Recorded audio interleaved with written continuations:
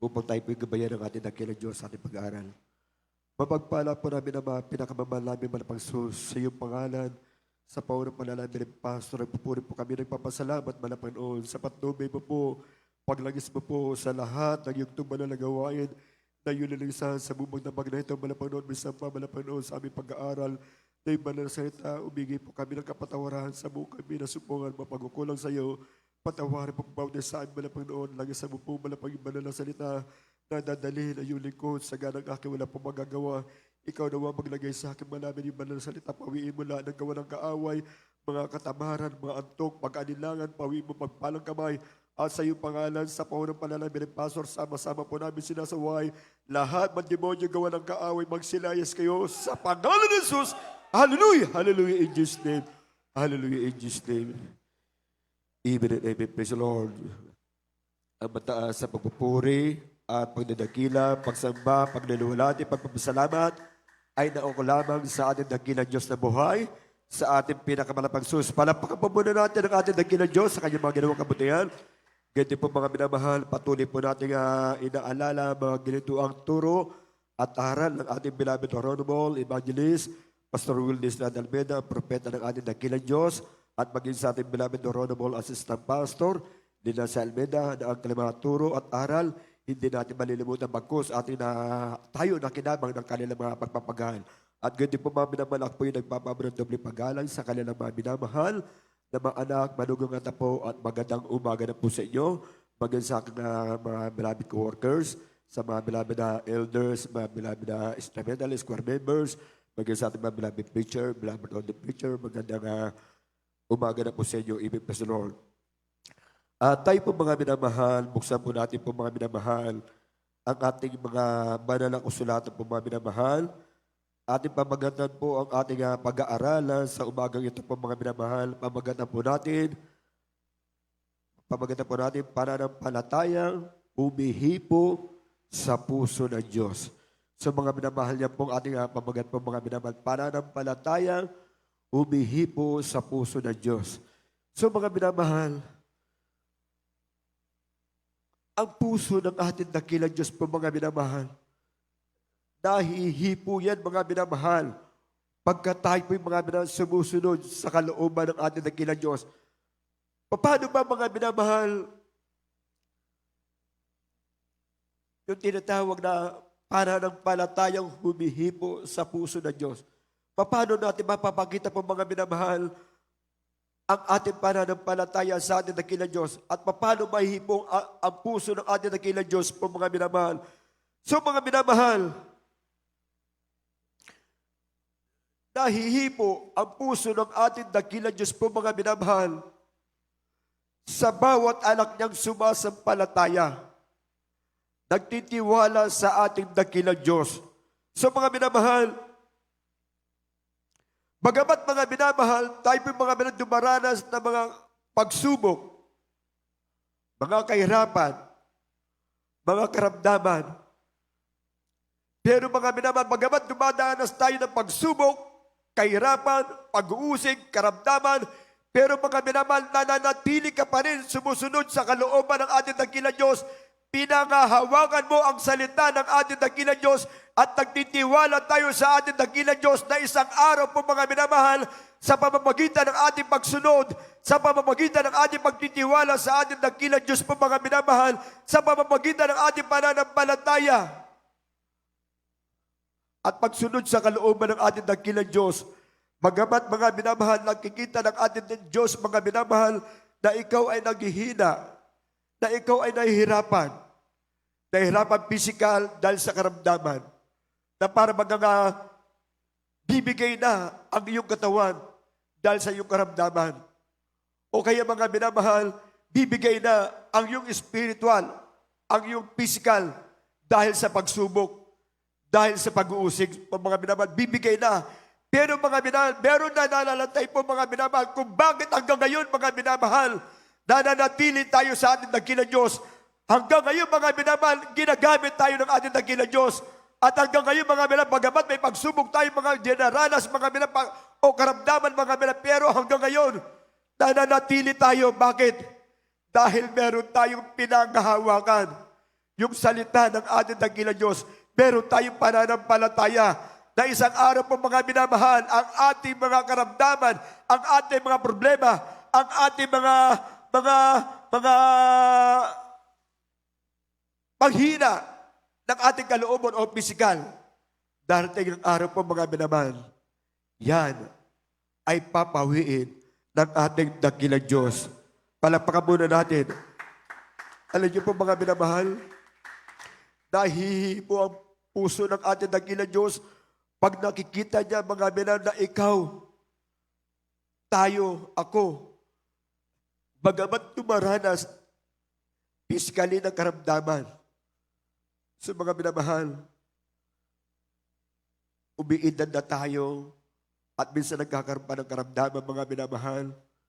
At minsan mga minamahal, wala kang karamdaman pero binabayo ka naman ng pagsubok. Pero mga minamahal, bakit nananatili ka? Bakit nananatili tayo sa ating dakilang Diyos? Bakit? Dahil pinangahawakan natin ang salita ng ating dakilang Diyos. Dahil may pananampalataya tayo. Dahil may pagtitiwala tayo sa ating dakilang Diyos na isang araw mga minamahal. Lahat yan mga minamahal ay papawiin ng ating dakilang Diyos. Palakpakan muna natin ang ating dakilang Diyos. So mga minamahal, doon nakikita ng ating dakilang Diyos pa mga minamahal. Nahihibo ang puso ng ating dakilang Diyos. Bagamat mga minamahal, nakikita ka ng ating dakilang Diyos na nahihirapan dyan. Pero pinipilit mo pa rin mga minamahal sumunod sa kalooban ng ating dakilang Diyos. Bagamat naghihirap ka materyali, pero pinipilit mo pa rin magtapat sa mga palatuntunan ng ating dakilang Diyos. Bagamat may pagsubok tayo, may problema tayo, pero pilit pa rin tayong dumadalo sa gawain ng ating dakilang Diyos. Pilit pa rin tayo nagpapagamit sa gawain ng ating dakilang Diyos. Dahil alam natin mga isang araw, mga minamahal, tatanggap tayo ng pangako ng ating dakilang Diyos. At ang ating mga problema, papawiin yan ng ating dakilang Diyos. Papawiin yan. Bagamat binabato ka ng pag-uusig ng mga problema, pero hindi mo napapansin, bagamat binabayo ka ng pagsubok, binabayo ka ng problema. So mga hindi mo napapansin, yung bunga ng pagtitiis mo, yung bunga ng pagsunod mo, bagamat binabayo ka, pero yung bunga ng pagsunod mo, yung bunga ng suporta mo, yung bunga ng pagtatapat mo, nagbubunga. Nakikita mo ang iyong mga mahal sa buhay, nadadala mo sa gawain ng ating dakilang Diyos. Binabayo tayo ng pagsubok, binabayo tayo ng problema, pero abang nga binabayo ka, patuloy ka naman sumusunod sa kalooban ng ating dakilang Diyos. Patuloy ka naman nagtatapat, patuloy ka naman nagpapagamit sa gawain ng ating dakilang Diyos. Yung mga bunga ng pagsasakripisyo mo, mga minamahal, ay nagkakaroon ng magandang bunga. Tinutugon ang panalangin mo, sinisave, iniligtas ng ating dakilang Diyos yung mga mahal natin sa buhay. Bakit? Nakikita ng ating dakilang Diyos yan. Yung bunga ng ating pagpapagal, yung bunga ng iyong pagsasakripisyo. So mga minamahal, nakikita yan ng ating dakilang Diyos. Doon mga minamahal, nahihipo ang puso ng ating dakilang Diyos po mga minamahal. Bagamat ikaw mga minamahal ay nahihirapan na sa karamdaman, nahihirapan na sa pagsubok, pero hindi ka pa rin tumitigil. Patuloy ka pa rin naglilingkod, nagtatapat, sumusunod sa kalooban ng ating dakilang Diyos.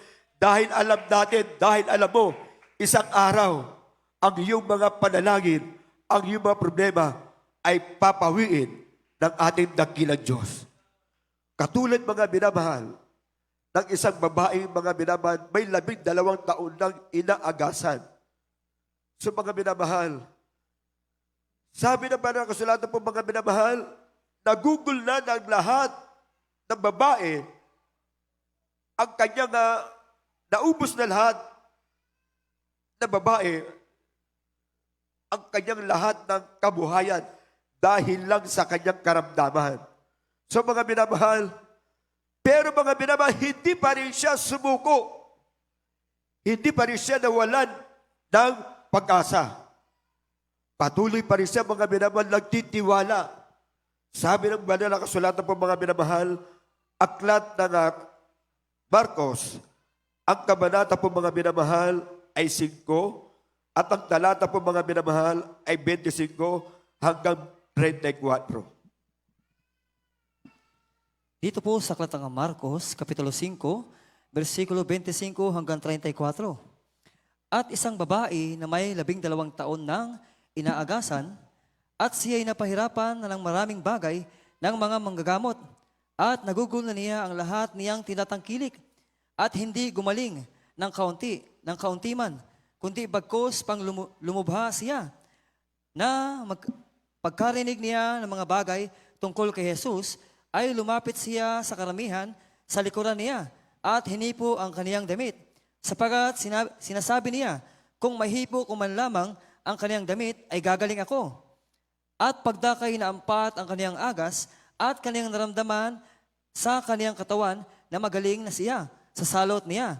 At si Jesus sa pagkatalastas niya agad sa kaniyang sarili na may umalis na bisa sa kaniya, ay pagdakay pumihit sa karamihan at nagsabi, sino ang humipo sa akin ng aking mga damit? At sinabi sa kaniya ng kaniyang mga alagad, nakikita mong sinisiksikan ng karamihan at sasabihin mo sino ang humipo sa akin? At lumingap siya sa palibot-libot upang makita siya na gumawa ng mga bagay na ito. Ngunit ang babae na natatakot at nangangatal, palibhasay nalalaman ang sa kaniya nangyari, lumapit at nagpatira sa harap niya. At sinabi sa kaniya ang buong katotohanan. At sinabi niya sa kaniya, anak, pinagaling ka ng pananampalataya mo. Yumaon kang payapa at gumaling ka sa salot mo. Amen. Palakpakan natin ang ating dakilang Diyos. God bless you sa pagbabasa niyan. So mga minamahal, 12 taon na inaagasan ang babae ito po mga minamahal. Pero hindi siya sumuko. Hindi siya nawala ng pag-asa. Na doon, mga minamahal, ang pagtitiwala niya, mga minamahal, 12 taon siyang may karamdaman po, mga minamahal. Pero hindi siya nawala ng pag-asa.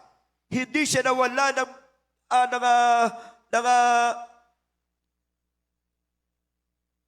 hindi siya nawala ng pag-asa po, mga minamahal. Patuloy siya nagtitiwala. Na darating ang isang araw po, mga minamahal, ang kanyang karamdaman ay papawiin niya ng ating dakilang Diyos.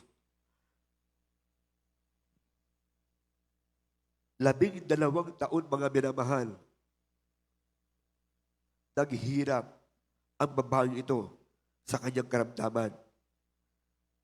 May 3 bagay, may 3 ginawa ang babaeng ito, mga minamahal. Pansinin natin, mga minamahal, ano ang mga ginawa ng babaeng ito? Mga 3 bagay, mga minamahal, ang ginawa ng babaeng ito kung bakit nahihipo ang puso ng ating dakilang Diyos. 3 ang ginawa niya, mga minamahal, kung bakit nahihipo ang puso ng ating dakilang Diyos. Ng ating pinakamalabang Diyos. Una, mga minamahal, sa loob ng 12 taon, mga minamahal, ng kanyang karamdaman, hindi siya nawalan ng pag-asa. Bagamat ang kanyang physical na katawan mo, mga minamahal, nanghihina dahil sa kanyang karamdaman, 12 taon ba naman eh. Pero mga minamahal, pa rin ang kanyang pag-asa, ang kanyang tiwala na darating ang isang araw sa kanyang buhay, ang kanyang karamdaman ay papawiin ng ating dakilang Diyos. Sabi naman ng kasulatan, unang-una, hindi siya tumigil sa kanyang pagtitiwala. Bagamat siya gumagawa para gumaling siya, mga minamahal, sa kanyang karamdaman, pero hindi siya nawawalan ng pag-asa, hindi siya nawawalan ng tiwala. Patuloy siya nagtitiwala sa ating dakilang Diyos po, mga minamahal. Patuloy siya mga umaasa na darating ang isang araw sa kanyang paghihirap. Una yan, mga minamahal, hindi siya nawalan ng pag-asa. Nagtitiwala siya sa ating dakilang Diyos sa loob ng 12 taon. Pangalawa, mga minamahal, ang nagpagaling sa kanya, hindi ang tao at hindi rin ang kanyang pera ang nagpagaling sa kanya. Ano ang nagpagaling sa kanya, mga minamahal?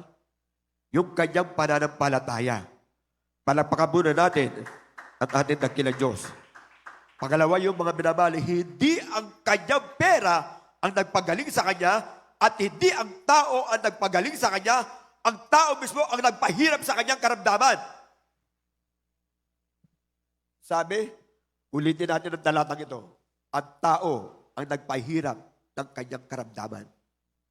Sino yun? Yung mga doktor, yung mga manggagamot. Ako na magbabasa. At isang babae na may 12 taon nang inaagasan at siya'y pinahirapan ng maraming bagay na mga manggagamot. Ng maraming bagay na mga manggagamot. Kung ano-anong ginawa sa kanyang karamdaman ng mga manggagamot. Pero hindi siya gumaling. Kahit kaunti.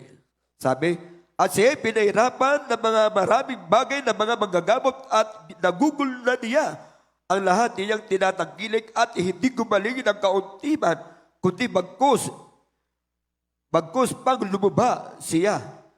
Na pagkarinig niya ng mga bagay tungkol kay Jesus, ay lumapit siya sa karamihan sa likuran niya at inipo ang kanyang damit sapagkat sinasabi niya, kumahipo ko man lamang ang kanyang damit ay gagaling ako. At pagdakay umampas ang kanyang agas at kanyang naramdaman sa kanyang katawan na magaling na siya sa salot niya. Palagpakan natin ang ating dakilang Diyos. Sino ang nagpahirap sa kanya? Nahirapan na nga siya sa kanyang karamdaman, pinahirapan pa siya ng mga manggagamot. Sabi, at pinahirapan siya ng maraming bagay na mga manggagamot. Naghihirap na nga siya mga minamahal sa kanyang karamdaman, pinahirapan pa siya ng mga manggagamot. At sabi naman ng kasulat, at nagugol niya na lahat ng kanyang mga tinatangkilik, naubos niya na lahat ng kanyang pag-aari, kanyang mga pera, pero hindi siya gumaling kahit kaunti man, bagkus lalo pang lumaba. Pero mga minamahal, nung marinig niya ang mga ginagawang himala ng ating pinakamalabang Diyos, siya'y mga minamahal, sumampalataya sa ating dakilang Diyos. Pangatlo, ginawa ng babae itong mga minamahal. Pangatlo, yung kanyang pananampalataya po mga minamahal sa ating pinakamalabang Diyos, yun ang naging susi para siya ay gumaling. Palagpakan natin ang ating dakilang Diyos. Yung kanyang pananampalataya, yun ang naging susi para siya ay gumaling, para siya ay lumapit sa ating dakilang Diyos. So mga minamahal, naririnig niya mga minamahal ang mga ginawang kabutihan ng ating malabang Diyos. Yung mga himalang ginagawa ng ating dakilang Diyos, ng ating pinakamalabang Diyos, mga nagpapagaling ng mga karamdaman, mga bumubuhay ng patay, mga pinapalakad ng mga lumbo, at ang mga bulag, pinapadilat ng ating malabang Diyos. Naririnig niya yung mga minamahal. Nagkakaroon siya ng pananampalataya. Bagamat mga minamahal, hindi niya pa nakikita ang ating malabang Diyos, hindi niya pa nakikita na mukha ng ating malabang Diyos, pero mga minamahal, naririnig niya yung mga himala ginawa ng ating pinakamalabang Diyos. Nagkaroon siya ng pananampalataya. Palagpakan natin ang ating dakilang Diyos. Nagkaroon siya ng pananampalataya. Naririnig niya lang mga minamahal yung mga himala ginawa ng ating pinakamalabang Diyos. Umuugat na mga minamahal ang kanyang pananampalataya. Nagkakaroon na siya ng pananampalataya. Sabi niya, mahipo ko lamang. Kasi naririnig niya yung mga pinagaling ng ating malabang Diyos, yung mga pinalakad ng ating mga malabang Diyos, yung mga patay na binago ng malabang Diyos. Naririnig niya yun. Kaya mga minamahal, nagkaroon siya ng pananampalataya. Sabi niya, mahipo ko lamang ang dulo ng damit ng laylayan ni Jesus, ako ay gagaling. Saan ba ang laylayan? Nandito sa baba. Hindi niya sinabing mahipo ko lamang yung kwelyo o yung manggas. Ako ay gagaling. So mga minamahal, sabi niya, mahipo ko lamang ang dulo ng damit ni Jesus. Ang laylayan ng damit ni Jesus, ako ay gagaling. Yun po ang pananampalataya niya. Nakikipagsiksikan ang babae ito mga minamahal sa karamihan. Kaya nga sabi ng malabang Jesus, sino ang humipo sa akin? Sabi ng mga alagad, hindi namin alam. Nakikita mong sinisiksikan ng karamihan. Sasabi mo sa amin, sino humipo sa iyo? Sabi naman ng Panginoon sa babae, umayo ka ng iyong lakad pinagaling ka ng iyong pananampalataya. Palapakan natin ang ating dakilang Diyos. Yung kanyang pananampalataya, yun ang nagpagaling sa kanya. Sa babaeng may 12 taon nang pinapahirapan ng kanyang karamdaman. So mga naririnig niya lang, mga minamahal, yung mga taong nagpapatotoo sa mga ginawa ng Malapagsos. Nagkaroon na siya ng pananampalataya. Habang siya'y lumalapit sa ating Malapagsos, ay siya'y sumasampalataya. Sabi ng banal na kasulatan, paano siya nagkaroon ng pananampalataya? Yung babaeng inaagasan. Paano siya nagkaroon ng pananampalataya? Dahil sa pakikinig niya ng mga ginawa ng Malapagsos. Yung mga himala, ginawa ng Malapagsos. Sabi ng banal na kasulatan, sa pakikinig ng salita ng Diyos, doon tayo nagkakaroon ng pananampalataya. Basahin natin, Aklat ng Roma. Pakikinig ng salita ng Diyos. Sa Aklat ng Roma, Kapitulo 10, versikulo 17, kaya nga ang paniniwala ay nanggaling sa pagkikinig, at ang pagkikinig ay sa pamagitan ng salita ni Kristo. Amen. Sabi, kaya nga ang paniniwala ay nanggagaling sa pakikinig ng salita ni Kristo. So, saan tayo nagkakaroon ng pananampalataya? Sa pakikinig ng salita ni Kristo. Hindi pakikinig ng mga hindi magandang salita. Entertainin mo yung hindi magandang salita. Babagsak ang pananampalataya mo. Oh.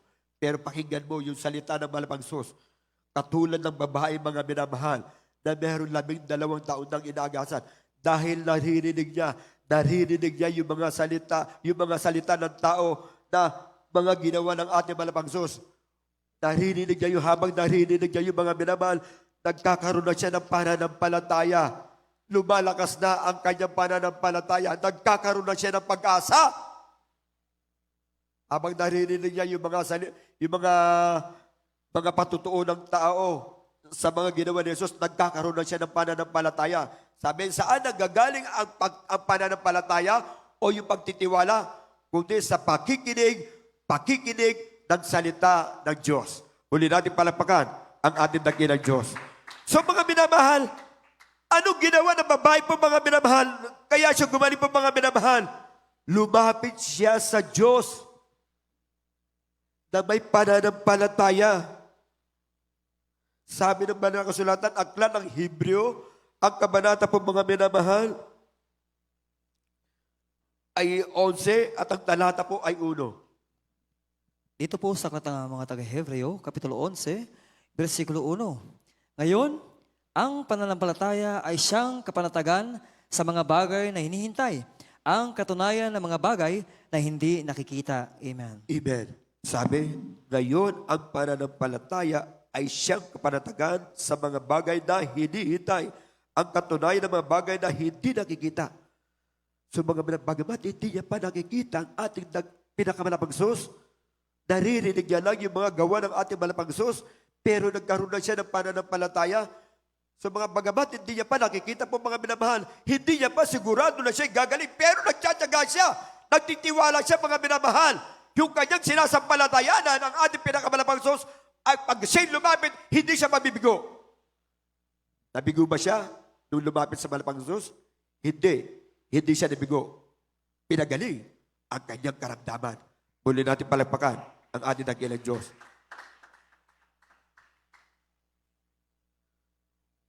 Sabi, ngayon ang pananampalataya ay siyang kapanatagan. Kapanatagan. Pag may pananampalataya ka, pag may tiwala ka sa Panginoon, hindi ka mangangamba. Hindi ka matatakot. Bakit? May Diyos tayo eh. Nagpapagaling, nagtatanggol, nag-iingat. Nagpapala. Palapakan natin ang ating dakilang Diyos. May Diyos tayo, nagtatanggol, lumulutas, nag-iingat, nagpapala, nagpapagaling.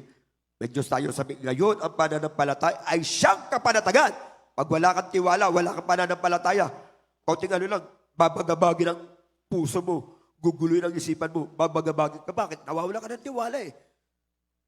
Nawawala tayo ng pananampalataya eh. Sabi, ngayon ang pananampalataya ay siyang kapanatagan sa lahat ng bagay na hinihintay, ang katunay ng mga bagay na hindi nakikita. Oh.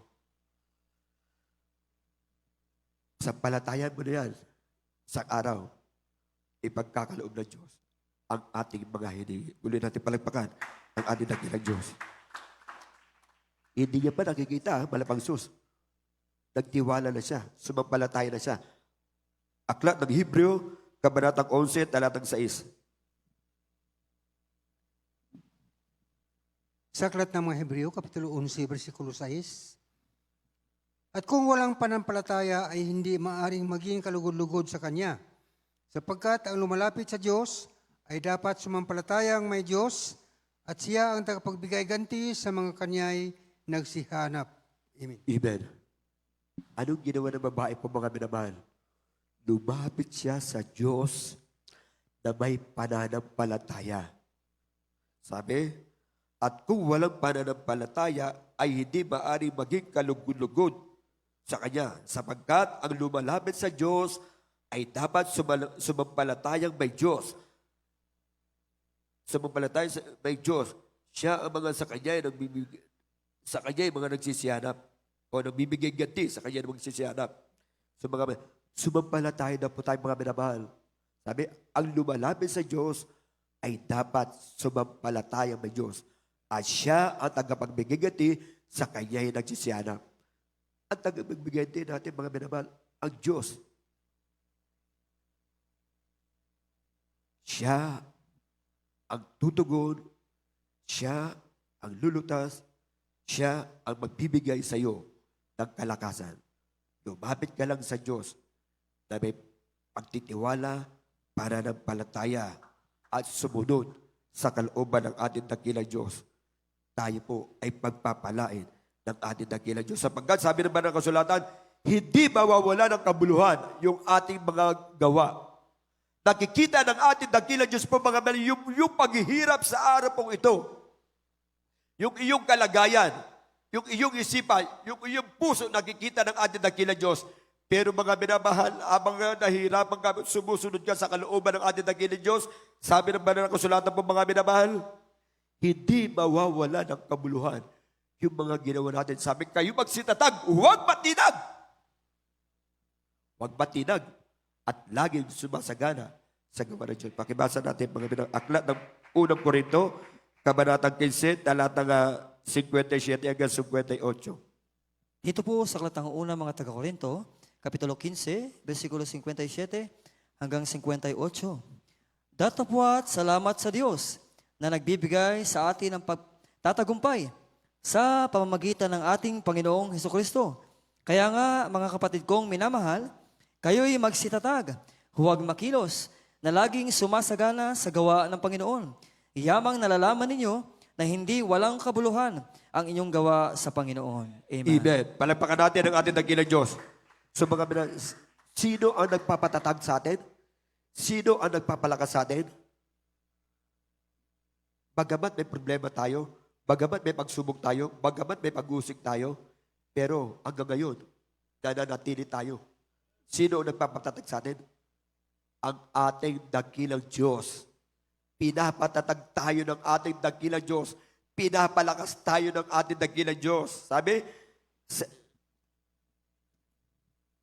naman ng kasulatan, datapuan, salamat sa Diyos na nagbibigay sa atin ng pagtatagumpay sa pamamagitan ng ating Panginoong Hesus. Kaya nga mga kapatid kong minamahal, kayo magsitatag, huwag makilos, na laging sumasagana sa gawa ng Panginoon. Yamang nalalaman ninyo na hindi walang kabuluhan ang inyong gawa sa Panginoon. Hindi pala mawawala ng kabuluhan yung ating mga gawa, yung ating mga pagsasakripisyo, mga binay, hindi mawawala ng kabuluhan. Habang sumusunod ka sa kalooban ng ating dakilang Diyos, habang nagtatapat ka, habang nagpapagamit ka, nandyan mga minamahal, nakahanda na yung pagpapalang ipinangako sa iyo ng ating dakilang Diyos.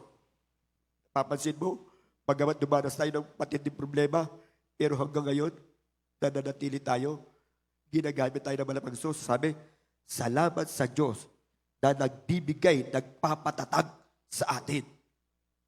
Pinapatatag tayo ng malapang Panginoon dahil ayaw niya na tayo may mga minabawalay sa Kanya. Pinatatag tayo ng ating dakilang Diyos. Ayaw ng ating dakilang Diyos na ikaw, ako ay mawalay. Gusto naman ng Panginoon, manatili tayo hanggang sa pagbabalik ng ating dakilang Diyos. Gusto ng ating dakilang Diyos, patuloy tayong gamitin ng ating dakilang Diyos. Dahil may layunin siya, may plano siya sa atin. Hindi mawawala ng kabuluhan ang iyong mga mabubuting gawa sa harapan ng ating dakilang Diyos. Huling talata. Katulad ng ginawa ng babae, hindi siya nawala ng pag-asa. Bagamat 12 taon na, tayo kayong ganon. May karamdaman. Siguro 1 taon pa lang, 2 years ka pa lang, may karamdaman na kailata ka. Papanalangin mo na bumigay ka. Pagpala Panginoon, kung di rin ako gagaling, kunin mo na ako. Pero yung babae, hindi ganon eh. Hindi ganun ang panalangin niya eh. Sabi niya, mahipo ko lamang ang dulo ng damit. Yung laylayan ng damit ni Jesus, ako ay gagaling. Mahipo ko lamang. Nakipagsiksikan siya sa karamihan ng tao. Kahit matapakan siya, kahit maipit siya, hindi niya inindayon mga binang, mahipo niya lamang ang laylayan ng damit na malamang sus. Nabigo ba siya? Hindi siya nabigo. Pinagaling ang kanyang karamdaman. Palagpakan muli natin. Hindi siya nagibagod. Hindi siya sumuko. Bagamat physically nanghina na ang kanyang katawan, mga binang, para bang bibigay na. Naubos na ang kanyang kabuhayan. O, hindi pa rin siya gumaling. Pero hindi pa rin siya nawala ng tiwala. Hindi pa rin siya nawala ng pag-asa. Isang araw, sabi niya sa isipan niya, ako ay gagaling. Mahawakan ko lamang at dulo ng damit ng laylayan ni Jesus, ako ay gagaling. Nabigo siya? Hindi. Tinugod at pinagaling ang kanyang karamdang. Huling talata. Galatia, Kabanatang 6, talatang 9. Sa aklat ng mga taga-Galacia, Kapitulo 6, versikulo 9, at huwag tayong mga pagod sa paggawa ng mabuti, sapagkat sa kapanahunan ay magsisipag-ani tayo kung hindi tayo manganghihimagod. Amen.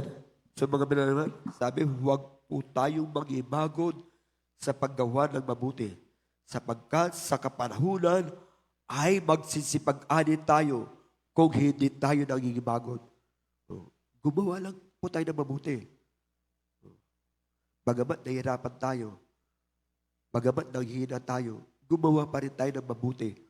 Unang-una, sa harapan ng Diyos, sa gawain ng Diyos, at maging sa ating kapwa.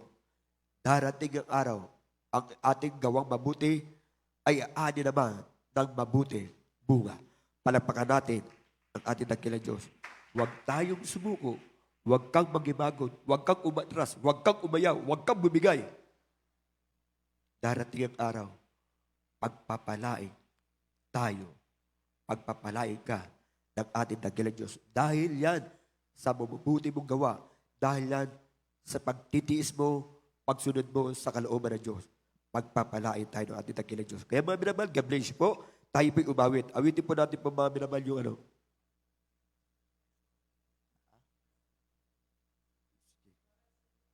In Christ alone.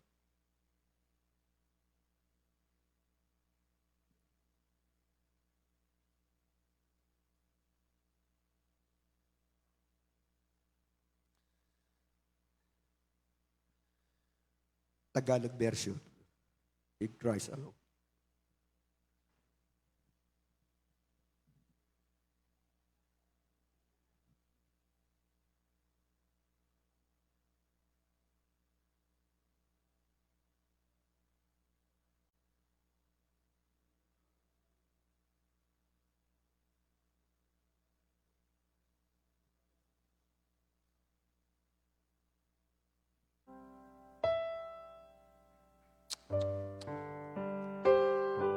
Sa'yo, Jesus, magtitiwala sa bawat pagsubok aking nararanasan. Ako'y anak mo, pinagpala, ang iyong lakas, ang aking sandigan. O Jesus, Nais kong sa'yo'y ialay ang lahat sa buhay ko. At lahat ng karangalan ay sa'yo iaalay. Sa'yo, Jesus, ang tiwala ko, gabay sa bawat sandali ng buhay ko. Ang bawat tagumpay sa pagsunod sa'yo, ang lakas ko at pag-asa sa'yo, Jesus. Mga pinamahal, Sa'yo, Jesus, magtitiwala sa Diyos lang tayo sa mananalig. bawat pagsubok na Umasa. naranasan. Pag kumapit, sundin natin Ako'y anak mo, pinagpala mga kalooban ng ating dakilang Diyos. ang aking sandigan. Siya, mga minamahal, O Jesus, ang nagbibigay sa nais atin ng ko lakas. sa'yo'y Siya rin, ialay mga minamahal, ang ang nagbibigay lahat sa atin sa ng patatagumpay. buhay ko. At lahat ng Nananatili sa karangalan ating dakilang ay Diyos. sa'yo iaalay. Isang babae Sa'yo, na may 12 taon lang pinahirapan ang Ang kanyang tiwala karamdaman. ko, Pero hindi siya sumuko. gabay sa bawat Hindi siya nawala ng tiwala. ng buhay Hindi siya nawala ng pag-asa. Nananatili siya, mga minamahal, pagamat naubos na ang kanyang kabuhayan. pagsunod. Pero mga minamahal, nananatili pa rin siya. Ang lakas Nagtitiwala sa ating dakilang Diyos. Pagamat ang kanyang karamdaman ay nahihirapan dahil sa kanyang karamdaman. Pero hindi siya nawala ng pag-asa. ang tiwala. Hindi siya nawala ng tiwala sa ating dakilang Diyos. Patuloy siya nagtitiwala. Sandali Sabi niya, ang buhay isang araw darating ang aking kaginawaan. bawat tagumpay Makikita ko rin sa ang aking pagsasakripisyo. sa'yo. Magbubunga ang aking mga pagpapagal. Lakas ko at pag-asa Mga minamahal, sa'yo, Jesus. ganun din po mga minamahal Ang ang gawin natin. tiwala ko, Huwag tayo mawala ng pag-asa. gabay sa bawat Habang sandali nakikita ng Diyos, ng mga minamahal, buhay bagamat ikaw ko. nahihirapan sa kalagayan mo. Ang bawat Pero nakikita ng Diyos, mga minamahal, patuloy ka pa rin sumusunod sa kalooban ng ating dakilang Diyos. Patuloy ka pa rin nagpapagamit sa gawa ng ating ang dakilang Diyos. lakas ko Patuloy ka pa rin sumusuporta sa gawa ng ating at dakilang Diyos. pag-asa Darating ang araw, hindi ikaw ang Diyos at hindi siya bulag. ang tiwala At hindi siya Diyos na mamagkain sa ating mga kaibigan. ay sa Dapat ang Diyos sa bawat isa atin. ng buhay Katulad ng babae po mga minamahal, hindi siya pinagkainan ng ating dakilang Diyos. Hindi siya pinabayaan. Oo, pinaitulutan ng ating dakilang Diyos ang kanyang karamdaman. Pero hindi nakakulugan ay pinahirapan siya ng Diyos. at Kaya talaga yung mga minamahal para siya magtiwala, para siya magkumapit sa salita ng Diyos, sa magagawa ng Diyos sa kanya. Darating ang araw mga minamahal, makikita mo ang bunga ng iyong pagpapagal. Makikita mo ang bunga ng iyong pagsunod sa kalooban ng ating dakilang Diyos. Pagkamat tayo sinusubok. Pero sabi, kayo magsitatag, huwag makilos. Salamat sa Diyos na nagbibigay sa akin ng pagtatagumpay. Ang Diyos pala ang nagbibigay sa atin ng pagtatagumpay. Kung kaya hanggang ngayon, nagiging nananatili kang matibay, matatag. Bakit? Ang Diyos ang nagbibigay ng pagtatagumpay sa atin. Dahil kung saga ng atin, hindi natin kaya, tao lang tayo. Pero umasa ka, may pananampalataya ka, bibigyan ka ng kalakasan, pagtatagumpay ng ating dakilang Diyos. Hindi liko ang Diyos para limutin ang iyong mga gawa. Tapat ang Diyos sa kanyang mga pangako. Kaya mga minamahal, bago tayo dumako sa ating mga pangangailangan, tayo po'y sama-samang manalangin, humingi ng habag sa ating dakilang Diyos. Hallelujah. Opo, dakilang Diyos, mapagpala po namin, Ama, pinakamamahal namin, Malapang Sus, sa iyong pangalan, Malapang Sus, narito po kami mga anak mo, nakataas ang aming mga kamay, batid mo po, Malapang Noon, ang aming mga pangangailangan. Ngunit bago lahat, tumingin po kami ng kapatawaran. Sa mo po kami nasupuang pagkukulang sa iyo, patawaran mo kami, Malapang Noon. Malapang Noon, igawan mo po yung mapagpalang kami sa mountain sa aming, Malapang Noon. Kahabag mo po kami alang-alang sa panalangin, aming Malapang Pastor. Tugunin mo nawa ang aming mga pangangailangan sa mga ganito. Pagpalain mo kami sa pangalan ng Jesus. In Jesus' name, amen. Mga minamahal, ipatong po natin ating mga kamay sa tagli nating karamdaman. Sabay-sabay po natin palayasin yan sa pangalan ng ating dakilang Diyos. Isipin po natin ating mga pastor nagpatong ng kanyang kamay sa bawat isa sa atin. Opo, dakilang Diyos, mapagpala po namin, Ama, sa pangkalahat ng panalangin, sa pangunang panalangin at binibig pastor, sama-sama po namin sinasaway. Lahat, magdemonyo, gawin ang kaam, makaramdaman, paghina ng katawan, lumayas ka sa pangalan ng cast out! Cast out, cast out, cast out. Bihilin Diyos ni mga problema, malutas ka sa pangalan ng Jesus. Cast out, cast out, cast out, mga kainaan. Lumayas ka sa pangalan ng Jesus. Bihil, bihil, bihil, makaramdaman, lumayas sa pangalan ng Jesus. In Jesus' name, hallelujah, hallelujah, in Jesus' name. Amen and amen, hallelujah. Tayo po mga minamahal, tumayo po tayo at tumalo na 3 beses sa sumigaw ng Pastor.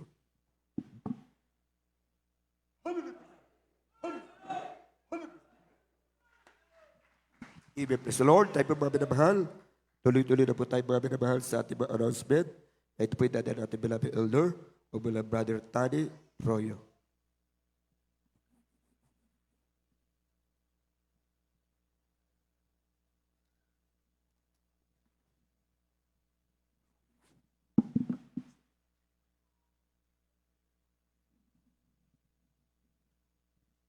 Amen. Praise the Lord. God bless you, beloved preacher, Brother Arcadio Permijo.